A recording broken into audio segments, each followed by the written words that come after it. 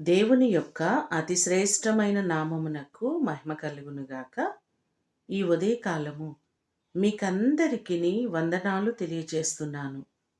ఈ దినము మిమ్ములను బలపరచు దేవుని మాట. యెహోవా అను నేను వారికి ఉత్తరమిచ్చేదను. యెషయా గ్రంథము 41వ అధ్యాయము 17వ వచనం. ఉన్నవాడైన దేవుడు నిరంతరమును మనకు సమాధానం ఇచ్చేవారు.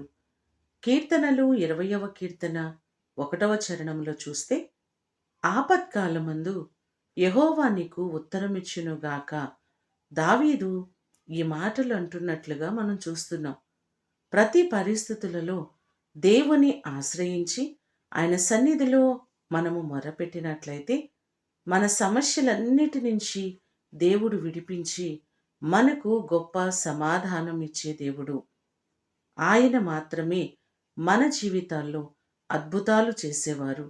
ఈ మాటలు వింటున్న మీకందరికీ దేవుడు తోడయ్యుండి మీ సమస్యలన్నిటి నుంచి విడిపించి ఆయన మీకు సమాధానమును అనుగ్రహించునుగాక.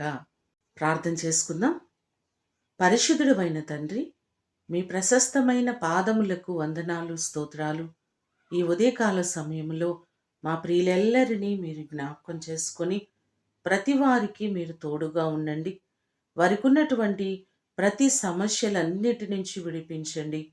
ఎవరు ఏ బలహీనతల చేత బాధపడుతున్నారో వారి బలహీనతలన్నిటి నుంచి విడిపించండి. ప్రతి కష్టము నుండి, ప్రతి ఇబ్బంది నుండి ప్రతి వారిని మీరు విడిపించండి. ప్రతి కుటుంబానికి మీరు మేలు చేయండి.